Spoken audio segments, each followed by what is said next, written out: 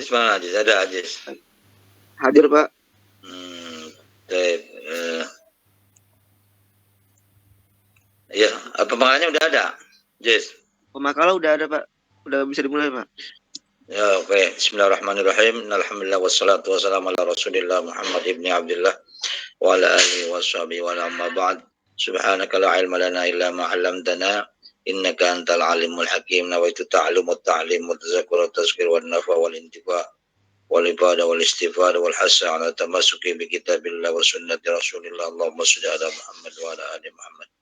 Alhamdulillah, bersyukur kepada Allah bahwa pagi hari ini masih dalam keadaan sehat walafiat, sehingga dengan iman itu kita bisa berkumpul via online dalam mata kuliah di kontemporer. Salawat dan salam semoga tercurah kepada Rasul kita Muhammad Sallallahu Alaihi Wasallam. Taib, untuk mempersingkat waktu kita buka pertemuan dengan sama-sama membaca basmalah. Bismillahirrahmanirrahim. Bismillahirrahmanirrahim.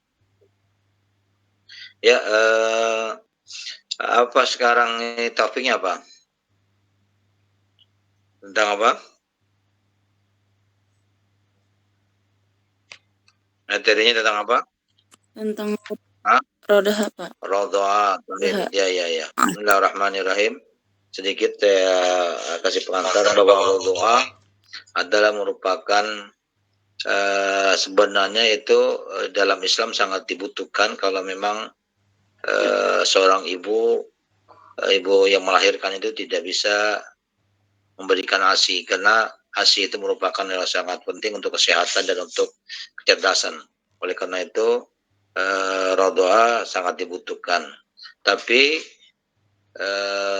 itu juga harus hati-hati, sumber hati-hati. Kalau tidak nanti akan berbahaya dari segi pengharaman nikah, terutama untuk perempuan. Itu juga laki-laki sama. Oleh karena itu sehingga sangat hati-hati, harus hati-hati. Nah, jangan sampai terjadi ada pernikahan saudara sesusu. Nanti perdebatan permasalahannya apakah dia itu misalnya ada di kampung, terutama ini banyak di kampung ini, terutama di kampung yang petani biasanya. Ibu-ibunya pergi ke sawah, kemana nandur padi, kemudian pertani, dan habis melahirkan, kemudian dia tinggal anaknya di rumah, dan kebetulan juga di tetangganya dia habis melahirkan juga, mungkin akhirnya saling membantu karena anak nangis kalau nggak dimimiin, sehingga dia dikasih mimi. Apalagi di kampung itu kan susu itu juga agak mahal, sehingga dia memberikan bantuan orang ibu itu kepada bayi yang lainnya yang bukan anak kandung. Nah, oleh karena itu ditandai atau dikasih catatan bahwa itu adalah saudara sesusu. Nah, kemudian perdebatan para ulama apakah satu sedotan mimi itu sudah menjadi saudara atau belum. Nah, ulama berpendapat, ada mengatakan bahwa satu sedotan mimi di seorang ibu itu pun sudah menjadi saudara sesusu, walaupun misalnya satu sedotan. Yang penting intinya dia sudah kenyang. Nah, dia mengatakan bahwa 3 sedotan atau 4 sedotan atau 5 itu baru dikatakan saudara sesusu, karena dia dipastikan bahwa 4 atau 5 sedotan itu sudah menjadi kenyang bayi itu, sehingga dia menjadi sesusuan. Nah, ini perdebatan lagi, bagaimana kalau misalnya rodoanya itu nanti bukan melalui mimi, melalui misalnya suntikan, itu perdebatan. Maka nanti ada dicari solusinya bagaimana caranya untuk bisa diatasi dalam memberikan rodoah. Sekedar pengantar saja. Ya, lanjutkan yang akan membahas, silakan.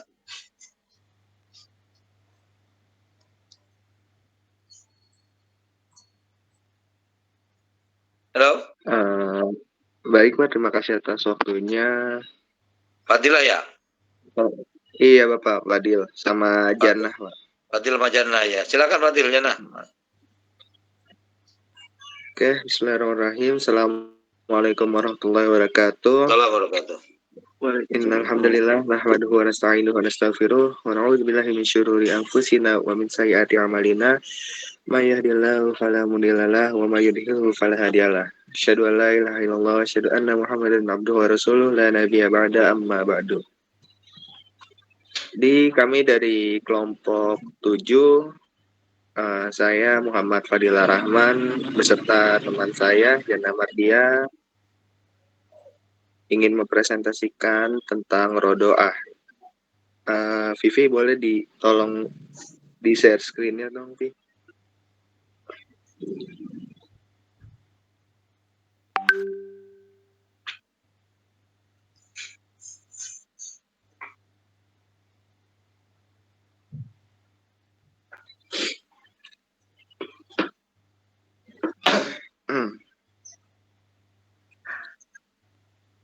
Oke, yang pertama membahas tentang latar belakangnya. Di dalam sebuah keluarga, kehadiran anak merupakan sebuah anugerah. Anak merupakan perhiasan kehidupan dunia yang akan menyenangkan hati orang tua. Setiap orang tua yang memiliki fitrah manusiawi akan merasa bahagia dengan kehadiran anak di tengah keluarganya. Fitrah manusiawi itulah yang menjadi modal dasar bagi terjaminnya perlindungan anak oleh orang tua. Sesuai fitrahnya, orang tua akan sayang kepada anaknya dan rela melakukan apapun untuk memenuhi hak-hak anak. Hak-hak tersebut harus diberikan oleh orang tua secara adil sebagai bentuk tanggung jawab orang tua yang telah diamanahkan oleh Allah Subhanahu wa Ta'ala. Kemudian kita masuk ke pembahasan. Rodoa sendiri secara bahasa berarti proses meminum susu dari puting, baik hewan maupun manusia. Sedangkan secara syara diartikan dengan sampainya air susu manusia pada perut anak kecil yang belum berusia 2 tahun tertentu. Pengertian rodo dalam tulisan ini dapat dilihat dari 2 aspek, yaitu aspek bahasa dan istilah.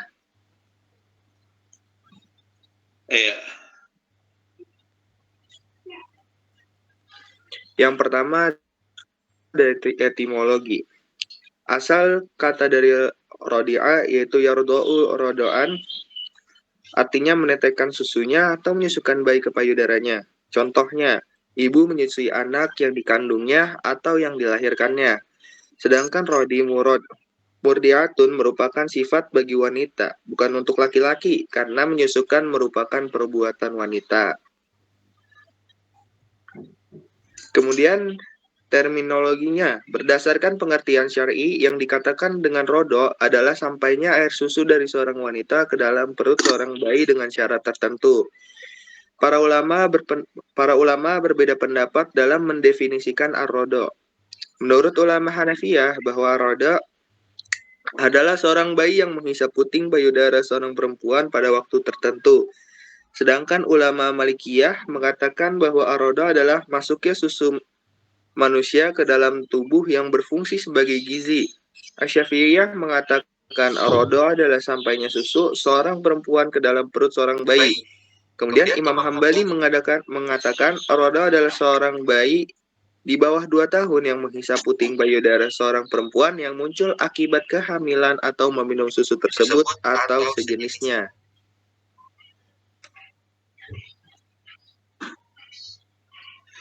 Kemudian kata rodo dalam Al-Quran menggunakan mu'jam al-mufarrashi lil Al-Fas Al-Quran, ditemukan kata rodo terdapat 5 ayat dalam 4 surat. Sebagai berikut. Yang pertama, ada di surat Al-Baqarah ayat 233, kemudian ada di surat An-Nisa ayat 23, kemudian ada di surah Al-Qasas ayat 7, ada di surat Al-Qasas ayat 12, dan yang terakhir surat At-Talaq ayat 6. Kemudian kedudukan Bang ASI. Pengertian Bang ASI dalam Kamus Besar Bahasa Indonesia, ASI adalah singkatan dari air susu ibu.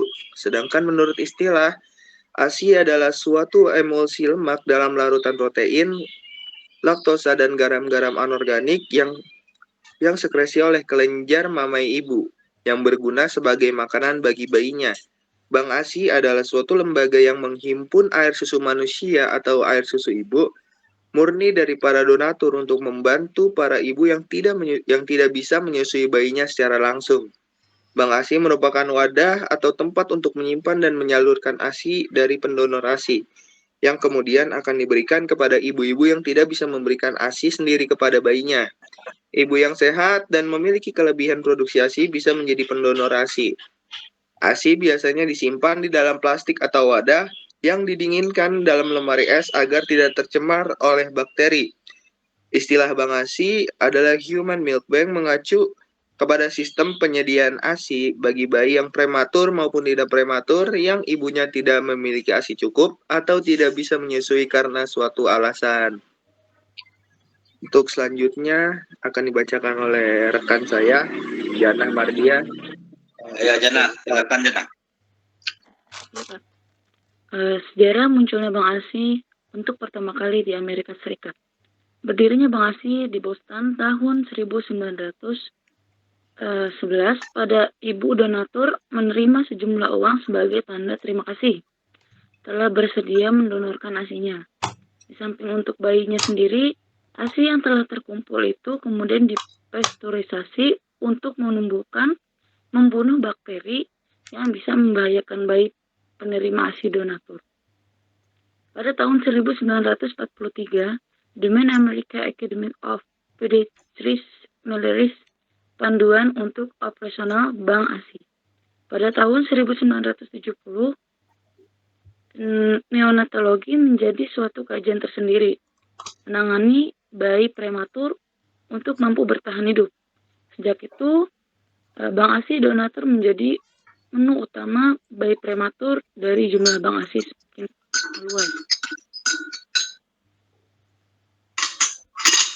Untuk menjadi seorang pendonor ASI, terlebih dahulu seorang ibu menyusui harus memenuhi beberapa syarat tertentu agar ASI yang akan disumbangkan sesuai dengan standar kualitas yang baik.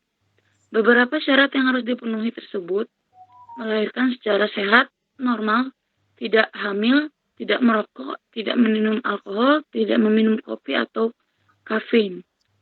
Toleransi 150 sampai 200 mili per hari. Tidak mengkonsumsi narkoba dan calon ibu donor dan suami tidak mengalami gejala yang mengarah ke penyakit HIV, AIDS, CMV, dan HTLV. Serta TBC. Selain syarat yang telah disebutkan di atas, tahap penapisan atau skiring juga diperlukan untuk menjamin bayi. Syarat pertama adalah Bank ASI syarat pertama oleh Bank ASI yang pertama adalah setelah melalui musyawarah antara orang tua bayi dan donor yang termasuk pembahasan mengenai biaya bagi pendonor.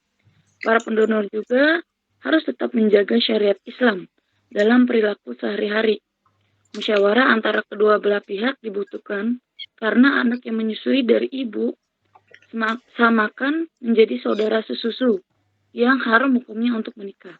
Dan yang kedua, jika orang tua bayi mengetahui siapa donor bagi ASI yang digunakan, maka dapat dihindari pernikahan antara saudara sesusu yang diharamkan oleh agama tersebut. Syariat lain dari dibolehkan Bank ASI tersebut adalah bahwa donor harus dalam kondisi sehat dan tidak hamil selama memberikan ASI-nya. Di sini ada faktor-faktor pendorong berdirinya Bank ASI. Yang pertama adalah ibu bayi meninggal dunia. Yang kedua, banyaknya ibu sebagai wanita karir yang tidak mendapat menyusui anaknya. Dan yang ketiga, adanya bayi prematur yang harus memerlukan perawatan tersendiri dalam waktu yang cukup lama sehingga susu ibunya berlimpah-limpah. Yang keempat, banyak wanita yang ingin tetap menjaga keindahan bentuk tubuhnya agar tetap menarik dan penuh simpati. Dan yang kelima, adanya ibu yang mengalami masalah kesehatan serius menyebabkan ASI-nya tidak keluar, seperti menderita penyakit yang mengharuskan minum obat tertentu, misalnya obat kemoterapi. Dan yang keenam ada ibu melahirkan bayi kembar 2, 3 atau lebih yang menyebabkan suapan aslinya tidak mencukupi kebutuhan kembar tersebut. Dan yang terakhir adalah adanya kemajuan teknologi dan meningkatkan ilmu keluar. Namun sayangnya pada masa modern ini ada peningkatan usaha membentuk bank ASI, tidak hanya di Eropa dan di Amerika, melainkan di beberapa negara Islam.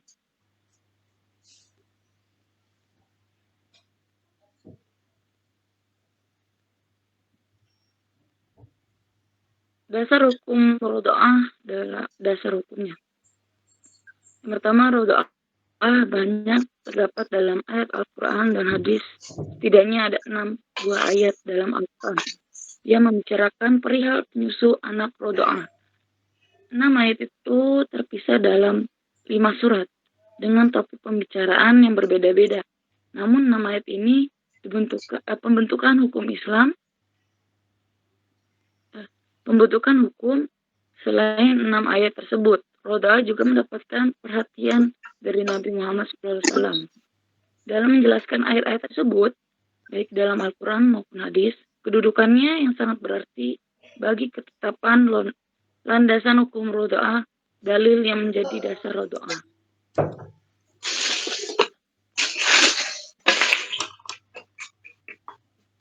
Syarat dan rukun rodoah. Yang pertama, menurut jumhur ulama, syarat rodoah ada 3, yaitu yang pertama, air susu harus berasal dari manusia. Menurut jumhur, baiknya sudah mempunyai suami atau tidak mempunyai suami. Dan yang kedua, air susu dimasukkan ke dalam perut bayi tidak melalui isapan langsung dari puting ibu, payudaranya, maupun melakukan alat penopang, susu seperti gelas, botol, dan lain-lain. Menurut mazhab 4, terjadinya rodoah tidak harus melalui penyedotan pada puting susu, namun tulang, daging. Namun mereka berbeda pendapat mengenai jalannya lewatnya ASI. Menurut Imam Malik dan Hanafi harus melalui rongga mulut. Sedangkan menurut Hambali adalah sampainya pada perut dan pada otak besar. Yang ketiga, bayi tersebut dalam berusia 2 tahun, menurut mazhab fikih 4 jumhur ulama, sesuai itu harus dilakukan pada usia anak sedang menyusui. Oleh sebab itu, menurut mereka, apabila yang menyusui ini adalah anak yang sudah dewasa, di atas usia 2 tahun, maka tidak diharamkan nikah. Menurut jumhur ulama, selain Abu Hanifah menetapkan bahwa rukun rodoah juga ada 3. Yang pertama, anak yang menyusui atau rodohi. Yang B, perempuan yang menyusui al-murodoah, wanita yang menyusui menurut beberapa pendapat ulama. Disyaratkan adalah seorang wanita baik dewasa dalam keadaan haid, hamil, atau tidak. Namun ulama berbeda pendapat tentang air susu dari wanita yang sudah meninggal. Menurut Syafi'i, air susu harus berasal dari wanita yang masih hidup. Sedangkan menurut Imam Hanafi dan Malik merupakan wanita tersebut sudah mati. Yang terakhir, qadar susu atau miqdarul luban yang memenuhi batasan minimal 4. Terdapat suatu kasus yang disebut ar-rodoah asy-syari'iyah dan padanya mengandung konsekuensi hukum yang harus berlaku apabila 3 unsur ini bisa ditemukan padanya. Seperti itu. Lanjut sesi tanya jawab ya Pak. Oke, terima kasih Zana. Jadi ini sangat menarik dalam pembahasan ini, apalagi dijelaskan tadi tentang Bank AC ya. Luar biasa ini. Tadi disinggung bahwa di Amerika memang sudah ada Bank AC. Tapi di negara-negara Islam itu masih dipertimbangkan, termasuk Indonesia. Indonesia itu masih MUI melarang untuk dibangunnya Bank AC. Kalau di Eropa, Amerika itu bukan orang yang berkedudukan mayoritas beragama Islam, sehingga Bank AC itu ya dilegalkan gitu, karena nggak pengaruh dalam masalah pernikahan. Begitu juga di Eropa itu ada bank ginjal, bank jantung, bank mata dan sebagainya. Maksudnya untuk memberikan pertolongan kepada orang-orang yang membutuhkan. Nah ini adalah merupakan tantangan bagi kita itu untuk bisa bagaimana seorang bayi itu bisa hidup, karena Tuhan juga Allah Subhanahu Wa Taala menginginkan mana bayi itu hidup normal dengan diberikan ASI atau susu ibu, karena dengan air susu ibu itulah fisiknya berbeda, kecerdasannya berbeda seorang anak itu dibanding dengan susu kaleng. Nah oleh karena itu ini jadi perdebatan gitu. Oke, nanti saya tidak akan, nanti kita tanya, kita bahas berikutnya. Silakan. Ada yang mau ditanyakan? Pak ini Ajis, berapa makalah hari ini? 1 atau 2? 1 ya Pak. Oh 1, ya udah nggak apa-apa. Nah iya kita bahas. Nah ini di kita juga sebenarnya banyak yang mengusulkan gitu tentang bank ASI, tapi tetap MUI itu pemerintah minta nasihat dari MUI bagaimana, apakah memang harus diizinkan oleh MUI untuk membuka bank ASI. Tapi sampai sekarang dari dulu itu belum ada izin dari MUI untuk membuka bank ASI, karena tadi itu khawatir nanti akan kacau balau, berdosa pemerintah itu atau MUI sebagai penasehat atau sebagai rujukannya para presiden, para pemerintah itu tentang demi kemaslahatan gitu. Karena pernah terjadi gini, suatu saat ada orang yang telah dimimikan oleh ibu itu menjadi saudara sekandung, kemudian dua remaja itu pergi nggak tahu kemana, ya biasa sudah dewasa, akhirnya setelah itu jauh dan berpisah, saudara sesuan itu ketemu, ada yang jatuh cinta dan menikah. Nah kemudian sudah punya anak 3. Nah setelah diketahui, diusut-usut, ternyata itu anak itu hasil dari kawin yang memang itu sesuan. Maka pemerintah harus mengambil tindakan tegas agar itu dipisahkan, karena tidak boleh, haram hukumnya. Nah makanya dipisahkan itu, walaupun dia sudah punya anak segala macam, dipisahkan untuk bercerai, tetap bercerai agar tidak dilanjutkan, karena berzina. Kalau misalnya sudah dikasih tahu kemudian dia tetap melakukan, itu berzina. Tapi kalau belum tahu, kan Allah maafkan karena tidak ketahui. Tapi kan ini harus hati-hati. Nah, itu. Oleh karena itu bahwa rodoah ini adalah sangat penting untuk masa sekarang ini. Tadi disinggung tadi itu kalau dia di Eropa katanya kenapa dia rodoah itu diantaranya agar untuk menjaga kestabilan stamina-nya perempuan itu, agar dia tidak buah dadanya menjadi kendor kalau mimiin. Itu kan alasan-alasan begitu yang Amerika sebenarnya itu bukan menjadi alasan yang pokok dalam Islam gitu. Ya silakan, ada yang mau ditanyakan atau beri masukan atau usulan atau tambahan kepada pemakalah hari ini, yaitu Jannah dan Fadil, Muhammad Fadil.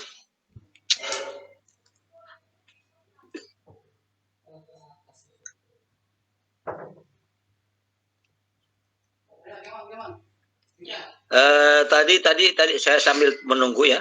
Tadi disinggung bahwa syarat dari orang murdiah atau murdiah ya, atau susu ibu yang menyusukan itu, katanya yang belum menikah ya. Memang bahwa ibu yang belum menikah itu agak sulit untuk keluar ASI-nya gitu. Karena memang itu kekuasaan Tuhan Allah Subhanahu Wa Taala bahwa ASI itu bisa keluar, air susu ibu itu bisa keluar apabila dia mengandung gitu. Kalau belum mengandung itu, walaupun dia sudah umur dewasa atau umur sudah balik gitu, biasanya itu belum ada yang mengadakan riset itu, dia akan keluar air susu ibu itu kalau misalnya belum pernah mengandung gitu. Nah itu mungkin ada rahasia Allah Subhanahu Wa Taala. Nah sekarang tadi ada juga disinggung tentang bahwa batasan untuk dia dia katakan sesuan itu jika mimiknya itu 2 tahun ya katanya. Ya betul, karena memang dalam Al-Quran juga disinggung tentang untuk mencapai anak itu adalah umur 2 tahun. Kenapa? Karena memang biasanya 2 tahun itu orang yang sedang mimiin itu setelah 2 tahun maka air susu ibu itu sudah tidak keluar lagi. Nah, makanya bagi orang-orang yang memimi lebih umur bayi itu 2 tahun atau 3 tahun bahkan itu tidak dikatakan sesusuan. Kenapa? Karena dia memang tidak keluar. Paling juga ada keluar cairan aja itu di puting ibu itu. Nah, sehingga biasanya kan sehingga tidak ada menjadi mengenyangkan. Nah, tujuan itu kan mengenyangkan. Dan dia menjadi daging. Kalau misalnya dia mimi ASI air susu ibu itu memang yang sebelum umur 2 tahun lebih. Nah, gitu. Jadi kalau misalnya ada seorang bayi yang kemudian ada kan seorang bayi kadang-kadang dia itu ngempeng aja sudah diam gitu, lagi nangis gitu. Yang penting dia kena puting ibu. Padahal dia tidak keluar susu lagi. Seorang ibu itu yang sudah dia menyusui 2 tahun lebih gitu.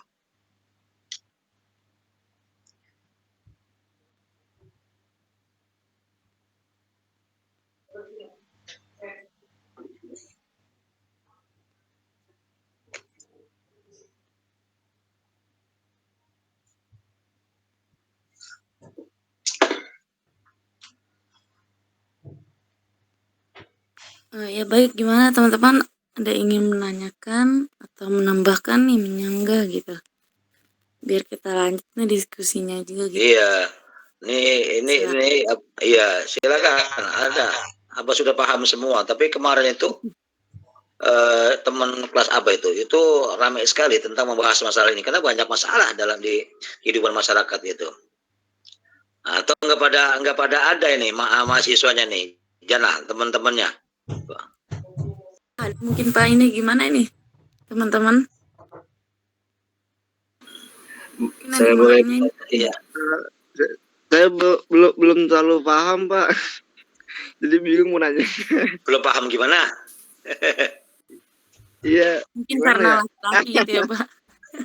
Baru gitu kan, baru dibahas. Belum. Paham nggak? Iya, Pak. Iya, memang ini. Maksud dari belum kebayang gitu maksudnya pembahasannya gitu. Ya, jadi gini, tadi udah dijelaskan bahwa air susu ibu itu dibutuhkan oleh bayi karena banyak sekali tadi penyebabnya itu yang orang itu bisa si ibu itu yang punya bayi kemudian menyusuin bayi orang lain itu namanya. Jadi misalnya misalnya ibunya Ajis punya ibunya Ajis lagi punya baby juga umur setahun misalnya. Nah terus ada tetangga ibunya Aziz misalnya punya baby juga. Nah kemudian bayinya itu juga umurnya sama misalnya setahun atau lebih, yang penting belum umur 2 tahun. Nah karena misalnya itu dia si ibu itu yang punya baby tetangga misalnya, dia punya bayi itu sibuk misalnya pergi ke sawah nanam padi, kemudian ya pokoknya bertani lah seorang tetangga ibu itu sama suaminya yang pergi bertani di sawah. Nah anak itu kan yang ditinggal itu pasti nangis. Baby itu biasanya dia nggak lama untuk selalu minta mimi gitu kepada ibu kandungnya. Nah, karena memang itu dia merasa kasihan, misalnya ibunya Aziz, anak tetangganya itu yang ditinggal pergi bertani, nangis saja nangis, kemudian dimimiin. Nah, dikasih mimi, ditetein lah kalau bahasa ini banyak apa kampung itu ditetein lah itu anak tetangga emaknya Aziz, ditetein. Nah, seandainya dia ditetein, kemudian misalnya dia sampai kenyang gitu. Nah, tadi udah ada persyaratan. Ada yang mengatakan 1 sedotan saja dia mimi bisa dikatakan saudara sesusu atau apalagi lebih.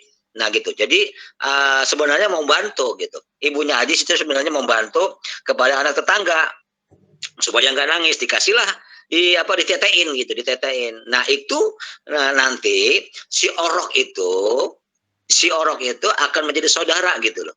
Saudara dengan Ajis. Nah, maka orang itu nanti kalau sudah besar, anak tetangga itu sudah tidak boleh kawin. Walaupun itu bukan saudara, namanya saudara sesusu. Nah, gitu.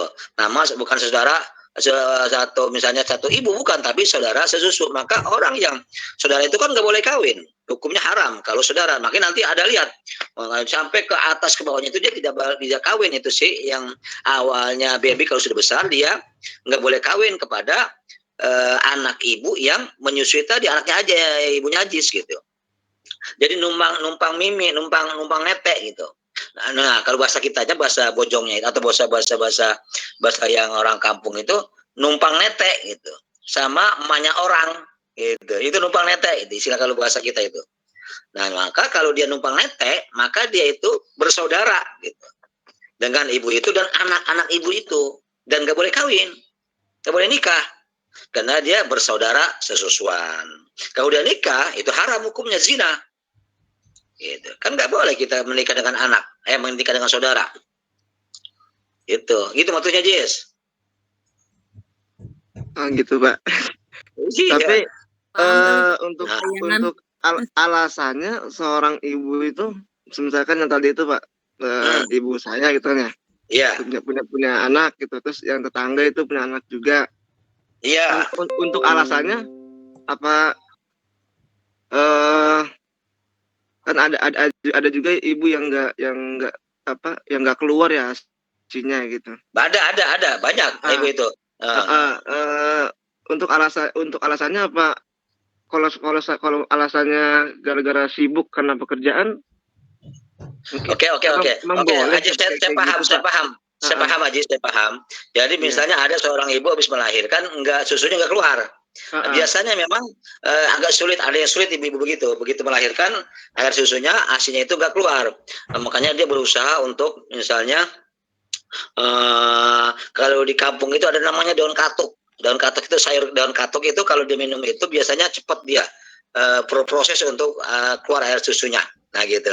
Nah memang seandainya nggak keluar nih ya, betul ya, seandainya nggak keluar susu, nggak keluar ASI, ibu itu yang habis melahirkan, maka boleh dia ibunya Ajis itu memberikan mimi kepada anak tetangga tadi, tapi dengan syarat hati-hati, bukan yang nggak boleh, tapi harus hati-hati nanti Ajis dan adik-adiknya itu tidak boleh menikah dengan anak tetangga tadi yang disusui itu oleh ibunya Ajis. Kalau sudah besar, maksud saya, kalau udah besar, udah gadis, sudah apa gitu kan, biasanya kan orang berpacaran atau dia berkenalan, ta'aruf. Nah, ketika dia sudah besar, si perempuan itu misalnya perempuan gitu.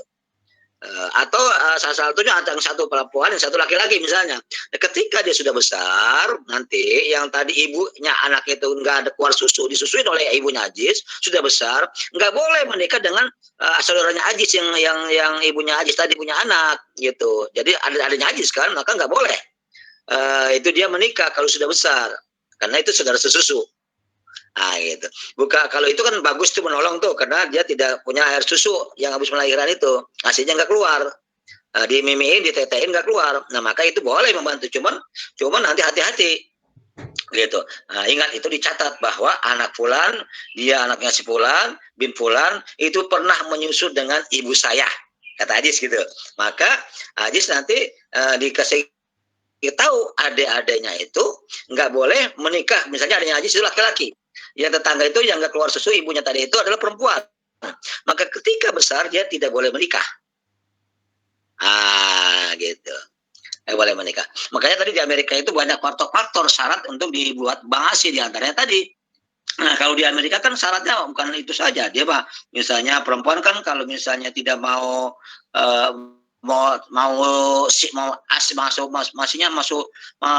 bagus saja gitu, apa tetenya mungkin seger aja gitu. Dia kan orang kan kalau memimiin itu kan, kalau sudah mimi itu biasanya, maaf ini sangat vulgar, tetenya itu kan atau buah puting itu kan dia akan loyo karena sudah diisap oleh seorang anak gitu loh. Nah itu Amerika biasanya begitu alasannya. Jadi dia pengen segar terus gitu. Ibu itu pengen sekel terus badannya sehingga nggak mau mimiin. Sehingga itu alasan dia mah kena kemanusiaan di Eropa mah, bukan karena berdasarkan hukum, dia berdasarkan untuk HAM saja gitu. Atau misalnya ada yang sakit ibunya nggak keluar mimi, nah itu juga ada bisa. Makanya ya seharusnya itu dia mencatat gitu. Kalau umat Islam kan dicatat. Misalnya oke lah, misalnya kita ada di panti asuhan, misalnya ibu-ibu malas dia memimpin anaknya sehingga dititipin ke panti asuhan. Maka panti asuhan itu adalah misal kemudian dia memanggil seorang ibu untuk menetein. Nah, ini juga hati-hati. Dia harus dicatat gitu. Siapa yang ditetein tadi itu? Anak siapa dia gitu. Nah, nanti ketika dia sudah besar, hati-hati, nggak boleh kawin.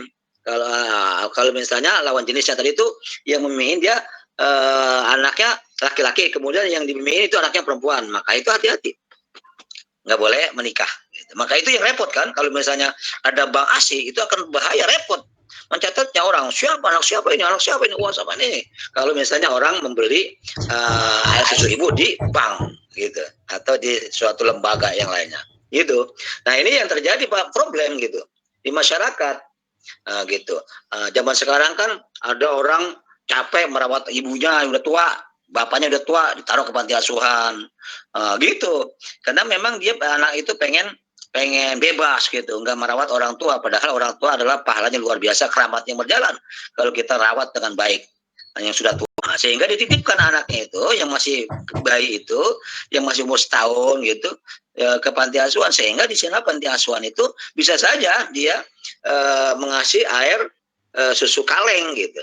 Cuman kecerdasan untuk seorang anak itu berbeda dengan air susu ibu ASI dengan susu kaleng.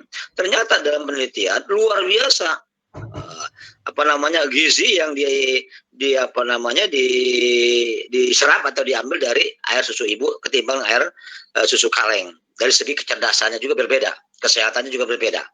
Nah, maka di Eropa dan Amerika sekarang itu sudah kembali kepada air susu ibu lagi.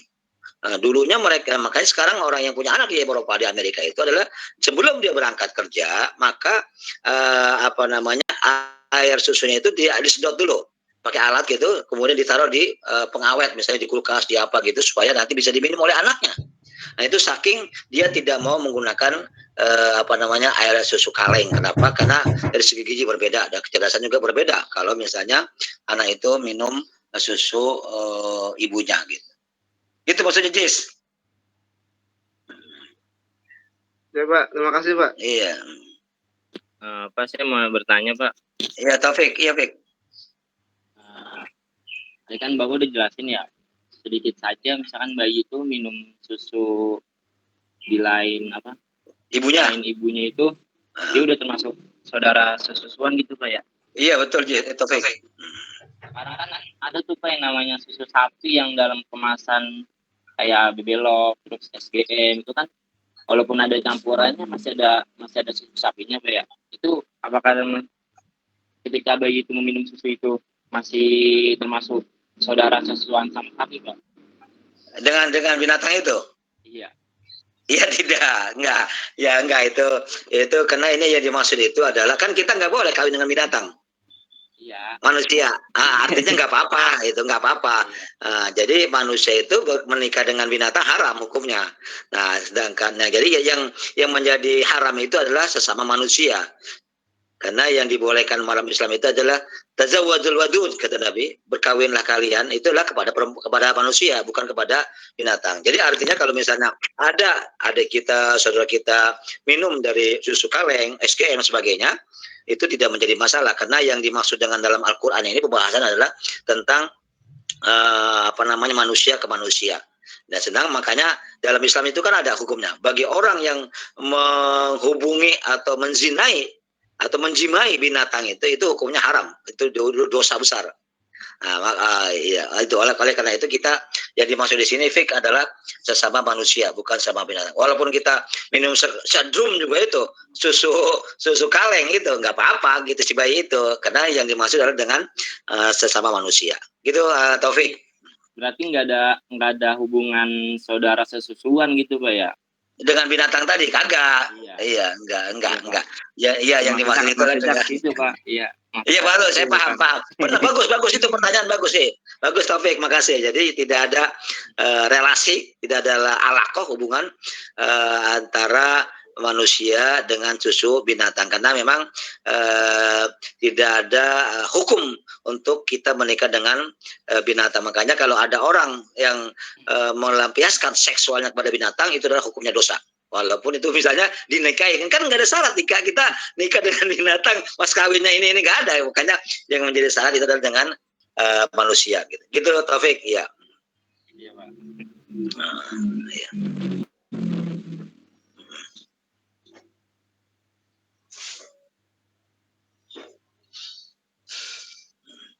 Kan ada ya orang sudah gede umur 3 tahun 4 tahun itu di kampung saya sini Jatimakmur masih ada yang ngempeng. Tahu nggak ngempeng, Jis? Taufik, tahu ngempeng nggak? Pak, tahu. Yang nggak ada botolnya itu, Pak. Yang nggak ada botolnya. Medot banget. Itu ngempeng namanya. Jadi dia misalnya umur 3 tahun, terus mimi sama ibu kita yang sedang melahirkan, mimiin misalnya baru setahun. Ibunya Taufik misalnya habis melahirkan baru 1 tahun ini adanya Taufik, bayinya.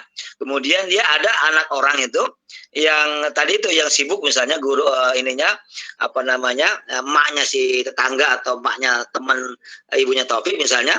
Kemudian dimimiin aja gitu supaya nggak nangis. Padahal dia ada umur 3 tahun atau udah 4 tahun. Nah, itu namanya ngempeng.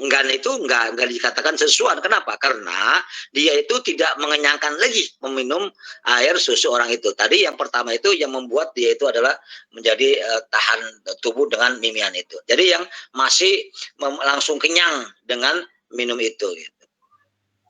Atau misalnya ada nanti kalau Ajis atau Topik yang bertanya ini saya tahu. Terus misalnya bagaimana si Ajis atau Topik minum air susu suami istrinya, apakah itu menjadi saudara sesusu? Misalnya ya, istrinya habis melahirkan, terus dia ini sangat porno, ini vulgar. Nah itu gimana itu? Nah itu nggak dikatakan saudara sesusu karena udah tua gitu, nggak mungkin dia menjadi kenyang minum susu istrinya gitu. Itu ada yang bertanya, gimana Pak katanya? Mas Arbi ini kalau misalnya suaminya itu minum susu istrinya gitu, dia habis melahirkan, itu nggak ada menjadi, karena nggak mungkin lah, udah umurnya udah belangkotan, udah tua masa menjadi bahan pokok makanan untuk susu itu. Nah itu. Jadi yang menjadi hukum itu adalah yang umurnya bayi itu 1 tahun sampai 2 tahun sebelum disapi gitu. Dia dilarang netel lagi. Gitu. Taufik, Ajis. Iya, Pak. Pak, saya ingin bertanya, Pak, pemakalah boleh nggak? Nah, boleh Pak Jana. Ya, apa Jana? Iya. Tadi dijelasin ya kalau ibu-ibu menyusui itu sampai 2 tahun. Semisalnya ibu ini baru lahiran, selang beberapa bulan, misalkan setengah tahun ya, 6 bulan. Ibu ini hamil lagi, Pak. Nah, jadi air susunya kan nggak keluar dan si bayinya juga nggak mau. Apakah anak ini harus dicari persusuan si ibu yang baru atau susu formula aja agar stamina tubuhnya ini lebih baik, kan katanya ASI gitu ya Pak? Apa harus dicari formula gitu? Gitu aja Pak. Atau ibu lagi gitu, ibunya lagi. Tetap itu nggak boleh. Ibu kandungnya ini. Ibu kandungnya kedua.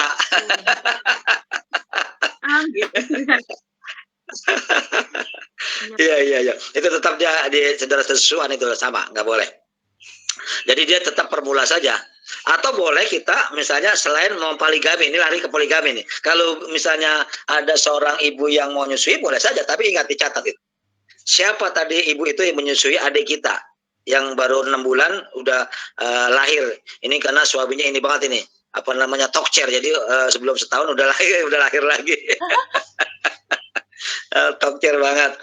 Jadi subur banget seorang ibu sehingga belum setahun sudah lahir lagi. Hebat itu. Jadi laki-lakinya hebat, perempuannya juga bagus. Nah itu boleh dia memimik kepada orang lain, boleh. Cuman harus diketahui gitu, atau dicatat. Ternyata dulu anak itu yang umur namanya si Ali misalnya, ternyata dia telah mimik kepada orang itu, kepada siapa ibu itu gitu. Maka dia boleh aja memimikkan. Tapi ingat, nanti kalau ibu itu punya anak atau ibu itu punya dia sudah besar misalnya, ibu itu yang 6 bulan tadi itu lahir itu laki-laki gitu. Kemudian dia nanti suatu saat dia misalnya udah gede, terus mengawini kepada ibu itu yang tadi nyusui, itu nggak boleh, haram. Atau kepada anak si ibu itu nggak boleh. Jana. Iya Pak, jadi lebih baik Itu jadi cari ibu persusuan ya Pak daripada formula, karena aku belum 1 tahun ya Pak. Betul. Nggak apa-apa. Cuma dicatat nanti, Jana, dicatat atau diingat-ingat bahwa ibu itu siapa namanya, anaknya siapa, ibu atau suaminya siapa, sehingga nanti ketika anak itu sudah besar, yang 6 bulan tadi, yang belum udah punya adik lagi, emang itu adalah hebat banget tuh suami istri. Jadi udah punya anak lagi, itu dicatat dengan mimin, dengan siapa tadi. Juga tadi syaratnya udah disebutkan sama Jana kan, syaratnya jangan kena penyakit ibu itu, syaratnya jangan kena ini kan aja, jangan misalnya kena AIDS atau merokok atau apa segala macam, itu boleh ya dikasih susu ibu itu, numpang nyusu namanya, numpang mimi. Tapi ingat dicatat semuanya itu, keluarga dia siapa itu. Jangan sampai nanti ketika sudah besar dia mau menikah dari keluarga yang dia yang membantu memberikan itu tadi.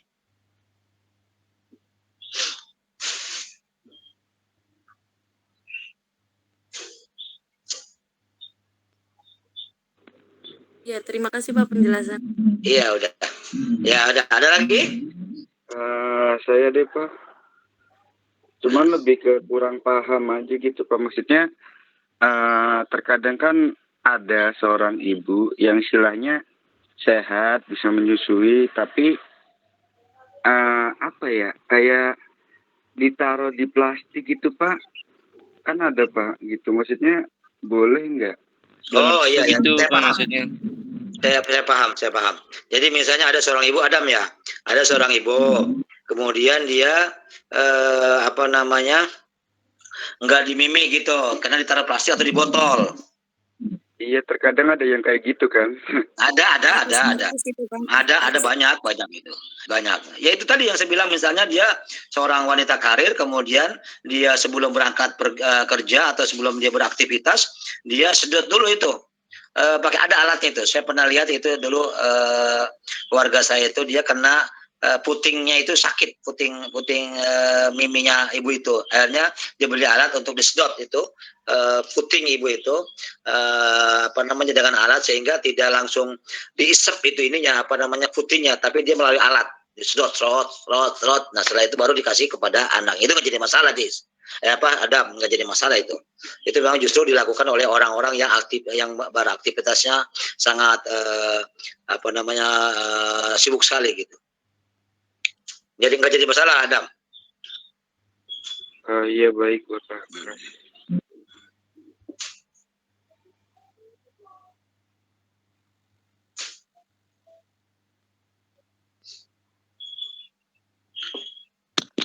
Pak, saya ingin bertanya lagi Pak.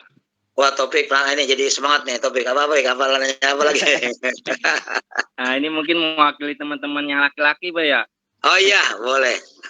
Ini mohon maaf Pak, pertanyaannya agak sedikit arah kurang sopan gitu Pak ya. Nggak apa-apa, jadi orang lagi belajar diskusi. Sebenarnya susu ibu itu boleh nggak sih Pak? Kalau buat bapak gitu, buat suami gitu. Kalau misalkan boleh itu, apakah anak kita itu masih dianggap saudara sesuan sama kita gitu, walaupun ya hukumnya pernikahan itu nggak boleh menikahi anak gitu. Iya. Saya tahu Pak, teman-teman pasti banyak yang bertanya seperti itu Pak, cuman malu makanya nih.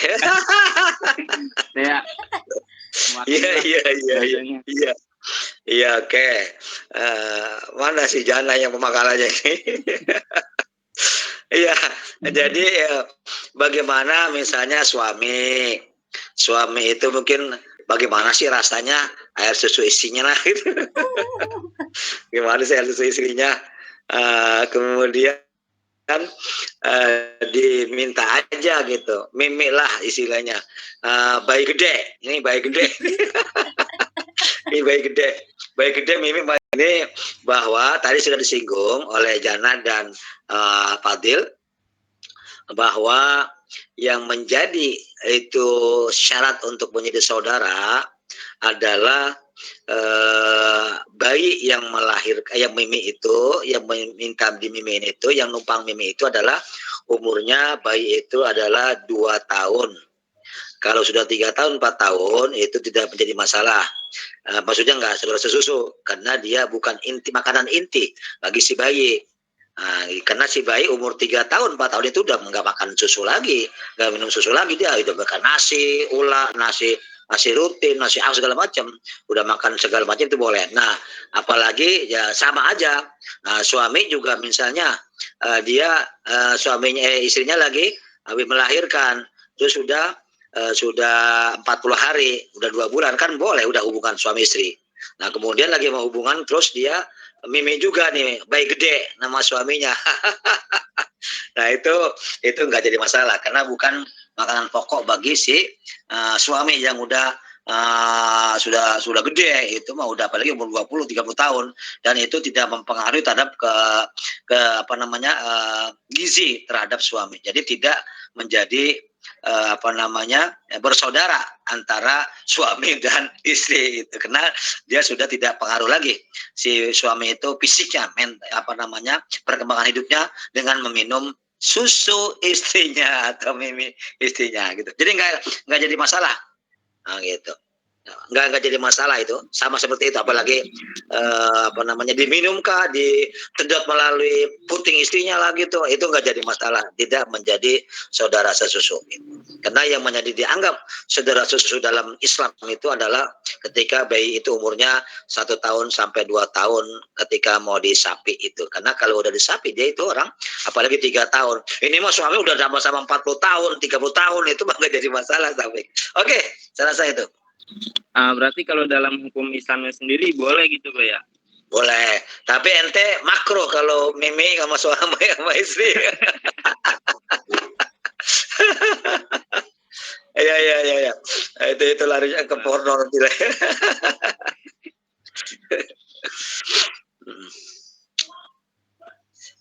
Sudah ada yang menikah belum di sini? Oh, itu Jana tadi Pak. Enggak. Oh, Jana udah menikah. Enggak. Bisa ada ini loh. Saya masih single Pak. Oh, masih single. Iya, ini orang masih single, kelihatan ke wajahnya. Iya.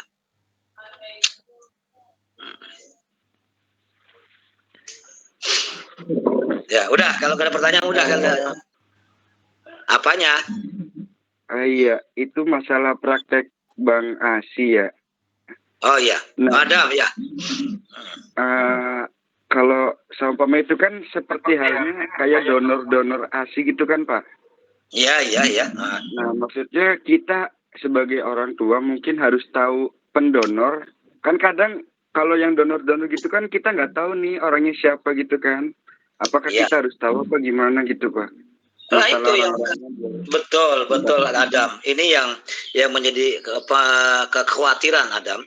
Kekhawatiran MUI tadi.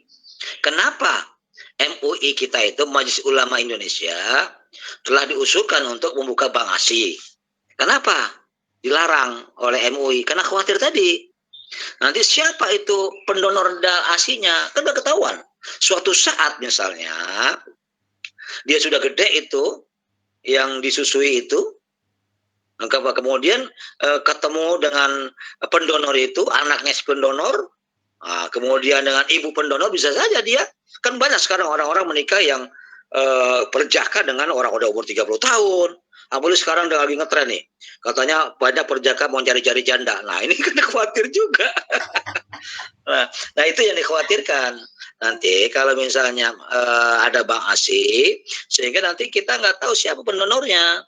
Suatu saat nanti kita bisa aja kalau sudah besar kita menikahi yang menyusui kita, karena orang itu misalnya masih muda, masih 25 tahun, 30 tahun, terus kita selalu udah berjaka gitu, misalnya bisa aja kita menikah dengan dia, atau kita menikah dengan anaknya ibu itu, yang pendonor itu, kan repot.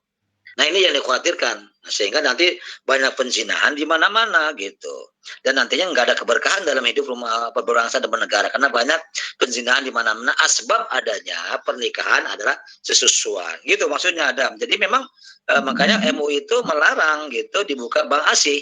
Kalau di Eropa dan Amerika itu mereka nggak ada urusan, karena mereka adalah bukan orang Islam, sehingga bahwa sesusuan sama enggak itu nggak ada urusan.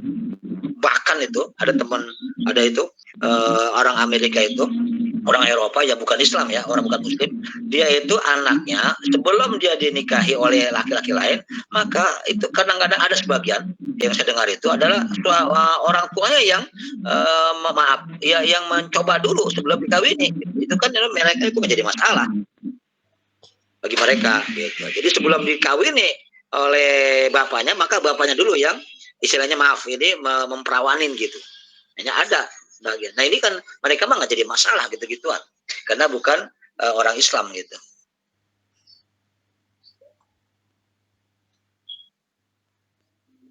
Gitu Adam. Iya, baik, makasih Pak. Iya, makanya memang itu sampai sekarang di Indonesia belum melegalkan, belum mengizinkan untuk adanya bank ASI. Karena masih dikhawatirkan oleh MUI akan ada penzinahan, ada orang pada kawin dengan saudara sepupu atau saudara sesusu nantinya kalau sudah dewasa.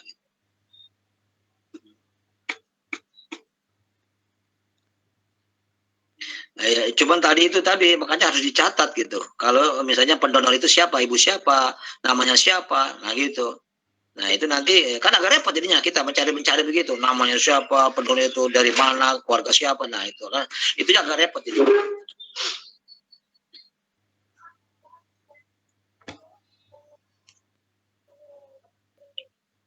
Udah ya, saya mau ke kampus ini. Ya antum di rumah apa di kampus ini, Pak, dibanyakan? Di rumah, Pak. Di rumah, Pak. Makalnya gimana? Gimana mungkin?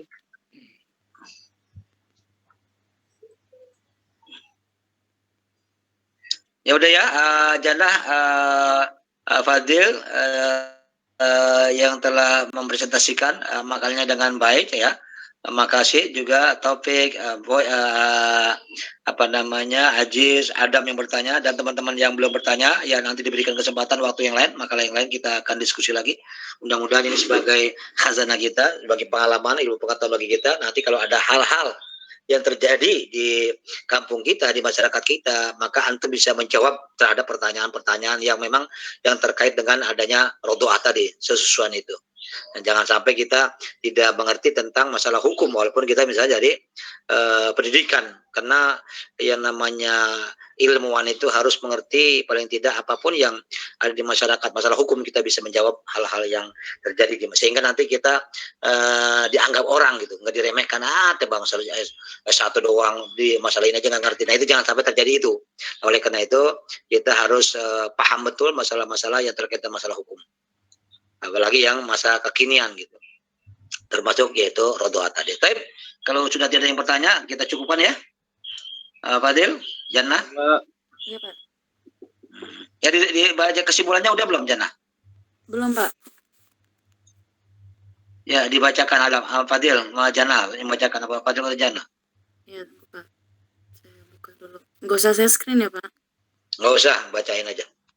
Kesimpulannya adalah kedudukan bank ASI dibolehkan dalam hukum Islam dari himbah, namun ASI diperlukan dari bank ASI atau sistem jual beli.